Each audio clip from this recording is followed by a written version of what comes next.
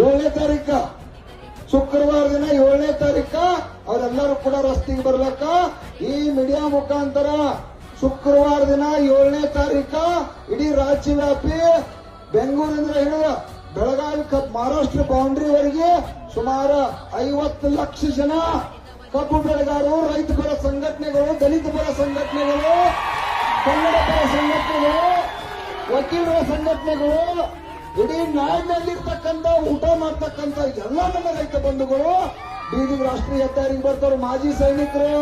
ಮಾಜಿ ಸೈನಿಕರು ಲಕ್ಷಾಂತರ ಸಂಖ್ಯೆಯಲ್ಲಿ ಕೂಡ ಅವರು ಕೂಡ ರಸ್ತೆಗೆ ಬರ್ತಾರೋ.